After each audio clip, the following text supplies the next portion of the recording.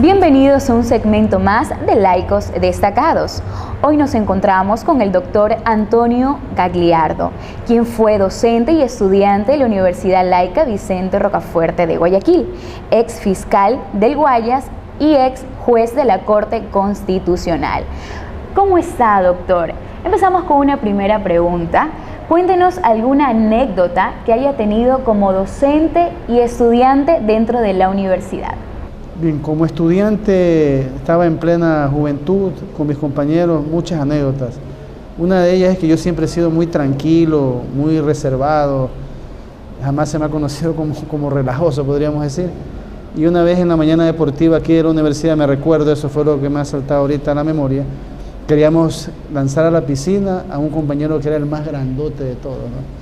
Entonces entre todos los agarramos y caímos toditos a la piscina en una mañana deportiva que fue en Peñón del Río, muy bonita. Siempre me acuerdo de esa anécdota, porque me caí también, nos caímos toditos por mojarlo al compañero. Como profesor, en cambio, para mí fue una anécdota también muy jocosa, que yo cuando entro profesor tenía como alumnos a ex compañeros míos, a personas que habían hecho campaña política conmigo en la universidad, porque yo fui presidente aquí de la Asociación Escuela de Derecho.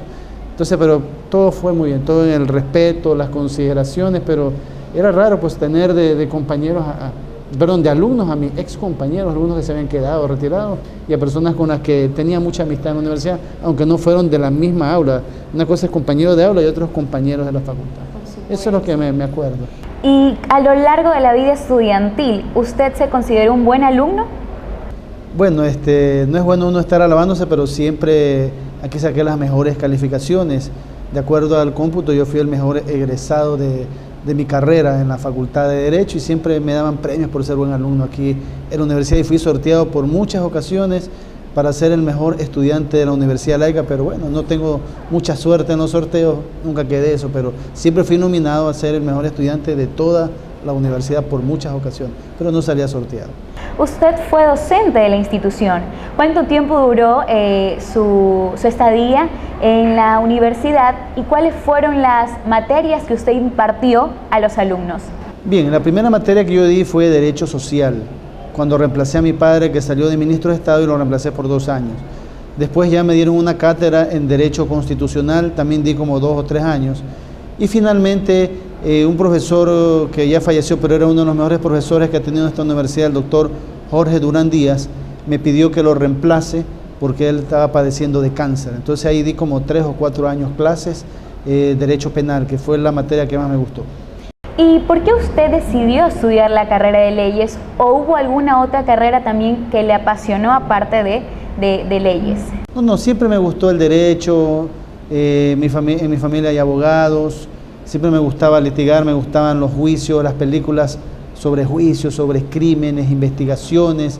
Inclusive aquí en la universidad, lo que es una anécdota también podría ser un profesor, el doctor Mantilla, Felipe Mantilla Huerta, hizo un simulacro de audiencia. No había las audiencias que hay, la sala de audiencia que hay ahora, y a mí me tocó ser el fiscal y me gustó ese papel y después la vida me dio el papel de fiscal, que fui 16 años fiscal, 10 años como fiscal de primer nivel y casi 6 años como fiscal provincial, o sea, el jefe de todos los fiscales del Guayas. ¿Hubo siempre alguna otra carrera por la cual usted se hubiera dirigido? Si hubiera tenido algún un momento de tiempo. No, ahora más bien que cuando construí mi casa, arreglos que se hacen así, veo que también me ha gustado mucho construir. De pronto esa hubiera sido otra carrera mía, pero lo que me apasiona es el derecho. El derecho es muy apasionante, hermoso, se defienden los derechos de las personas, se busca que no haya impunidad, que se haga justicia, que no se cometan injusticia contra ciudadanos. Es apasionante, o sea, el derecho es vivo. Así, no es algo muerto, etéreo, como 2 más 2 son 4. Siempre cada caso penal, civil, constitucional es diferente, es único y ahí está la actividad del ser humano como abogado, como juez o como fiscal, de adecuar la justicia, el derecho a esos casos concretos y hacer que prevalezca la verdad, la justicia y no haya vulneración de derechos de los ciudadanos o de las víctimas. Doctor, y a lo largo de su carrera, ¿cuáles han sido los casos más controversiales que le ha tocado lidiar? Bueno, yo a lo largo de mi vida he tenido muchos casos, muchísimos. Como fiscal, imagínense, 16 años de fiscal, usted se puede imaginar la cantidad, los miles de casos que tuve. Un caso, por ejemplo, que sí me gustó y me apasionó era contra el caso Estrella de Mar o Pájaro Azul. En ese caso estaban involucrados los más grandes coyoteros del Ecuador. Ahí estaban presas 27 personas y estaban así los coyoteros más buscados, no solo en el Ecuador, sino en el mundo, en los Estados Unidos. En ese tiempo para Estados Unidos este delito era más grave que las drogas porque por este medio se metían terroristas a Estados Unidos. Entonces se crearon grupos especiales y grupos élites de la Fiscalía para investigar estos delitos. Entonces en este caso estaba enfrentado a gente poderosa económica, políticamente, con los mejores abogados del país. Yo solito me enfrenté a 27 abogados, a 27 imputados. Fue una audiencia que demoró como 20 días, con muchos testigos, documentos. Ha sido el caso, podríamos decir, más sonado y fuerte en el plano así penal gravísimo, y logré sentenciar a todas estas personas. Un caso que a mí me llamó la atención también fue, aunque no lo llevé, pero sí lo dirigía como fiscal provincial, que fue de connotación pública. Fue el caso de una niña de 9 años que intentó ser violada por el padrastro, la apuñaló, casi la mata, la dio por muerta, estaba hospitalizada y yo dirigí una búsqueda implacable para encontrar a este ciudadano. Yo decía que tenía que esconderse en otro planeta para no cogerlo, y lo pudimos coger como a los 40 días, pero haciendo una campaña donde yo la encabezaba y logramos detenerlo. Conversé con el tipo, cómo abusó de una niña que era delgadita, chiquita. También tuve el caso del Universo, el famoso Chucky 7, un caso muy polémico, un caso de mucho problema, de presión terrible de los medios de comunicación, que a veces querían imponer sus condiciones. Yo como fiscal tenía que actuar objetivamente, viendo las pruebas, los documentos, y no de la presión mediática de medios que querían imponer lo que ellos querían. Fue un caso muy controversial para mí, más que todo es el caso que más presión he sentido de todos los que tuve, por la presión de todos los medios de comunicación para que se haga algo que no procedía jurídicamente. Yo no iba a prestarme para hacer algo que jurídicamente no había cómo hacerlo. Sabemos entonces que su pasión por el derecho viene también por la parte familiar. Su padre fue docente de la universidad. ¿Cuánto tiempo duró la docencia de su padre en la institución? Bueno, mi padre fue profesor aquí de la Laica, siquiera unos 17, 18 años. Inclusive se graduó se jubiló de profesor de la facultad también en materias de Derecho de la Universidad Estatal. Él es jubilado, aparte de su jubilación normal, jubilado de la Universidad Estatal como profesor universitario. ¿Sí? Tengo una hermana que también es abogada y tengo un tío también que es abogado. Sabemos también, doctor, que su tiempo es bastante limitado, pues no, por las constantes, múltiples trabajos que tiene que hacer. ¿Qué acostumbra hacer en sus tiempos libres? Bien, a mí me gusta, como toda persona común y corriente, ver música. Yo soy detallista, tengo en mi casa pantallas grandes para proyectar videos musicales, ver situaciones de música, el sonido me gusta que sea de la mejor calidad, y buscar videos de la más alta resolución, y me encanta, eso es lo que a mí me desestresa. Y también hago deporte. En los últimos 3 años es donde más deporte he hecho, porque yo estaba con un sobrepeso, un exceso de peso que me estaba afectando la salud. No tenía tiempo de hacer deporte, no tenía tiempo de nada. Entonces eso me estaba afectando la salud y empecé a hacer deporte. Yo troto, tengo mi gimnasio en la casa, cuando voy a la playa troto en la playa, camino, saco a mi perro todos los días a dar vueltas para caminar en la ciudad de la mía y hago ejercicios. Yo tengo un gimnasio completo en mi casa donde hago todos los días ejercicio, unos 90 minutos a 100 minutos de ejercicio diario, y con eso bajé más de 40 libras porque ya estaba demasiado pasado de peso. Y ese es mi hobby es ir a la playa, ver videos musicales y hacer ejercicio. Sabemos también que le gusta leer mucho. Sí, cuéntenos algún libro que tenga en especial y que nos podría recomendar. Bueno, yo de libros jurídicos he leído bastante. Hay un autor que se llama José de Ignacio Caferata Nores, es el que más me ha gustado en materia procesal penal, que es lo que más me apasiona y me gusta. También hay un libro en lo personal que me ayudó mucho en mi formación como ser humano y lo recomiendo siempre a todos. Es El milagro y el vendedor más grande del mundo. Son 2 libros de Ocmandino. Esta obra, este autor escribe de una manera tan fabulosa cómo uno mejorar como persona, en sus sueños, en sus ideales, en ser perseverante, de no desmayar. Si bien en un libro habla sobre el vender, pero también vende sobre cómo uno mejorar como persona, conseguir los objetivos, y el otro, El milagro más grande del mundo. Es impresionante. O sea, esas dos obras son las que a mí en lo personal me han encantado y siempre las recuerdo con mucho cariño. Yo he leído algunas veces esos libros, los he vuelto a leer. Sabemos también, doctor, que existe una foto en la cual se lo ve a usted ingresando a la universidad con un expresidente del Ecuador. Cuéntenos cómo fue esa experiencia en su vida personal. Sí, bueno, el doctor Rodrigo Borja Ceballos estaba de candidato a la presidencia y quedó esa vez presidente de la República, ya por el año 88. Entonces, en el año 87 u 88, todavía seguía yo de estudiante, la Escuela de Derecho, de la cual yo también formaba parte, pero no era presidente todavía, quería hacer una entrevista o conversatorios con los candidatos a presidente. En ese tiempo mi padre era muy allegado al doctor Borja. Entonces, y también él iba a mi casa, teníamos una relación personalísima con el expresidente Rodrigo Borja.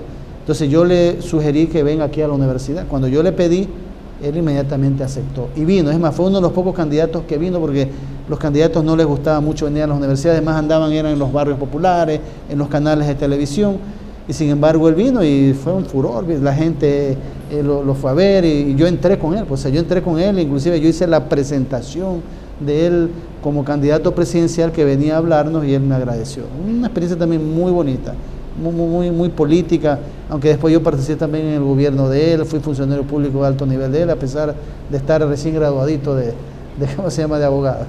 ¿Le gusta mucho la política? ¿Le apasiona el ámbito de la política o prefiere mantenerse al margen? Bien, yo en mi temprana juventud sí estuve en política. Fui aquí presidente de la Asociación Escuela de Derecho, fui representante al Consejo Universitario por 3 ocasiones aquí.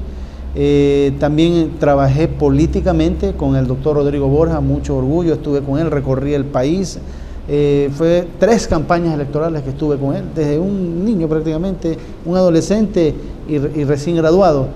De ahí no he vuelto a participar en política. No me ha gustado desde que entré primero a la Fiscalía, 16 años, es prohibido hacer política ahí. Entonces no podía. Es más, mi hermano fue candidato y fue asambleísta y me dio pena no poder ir a un solo recorrido de él, a una sola caminata. Además, nunca pisé su central política. Mi padre también toda su vida ha sido político. Él, al actual presidente, lo acompañó en sus recorridos, le dio unas ideas geniales que le sirvieron mucho para ganar como presidente de la República. Sin embargo, también nunca estuve en una caravana, en nada, nunca, jamás.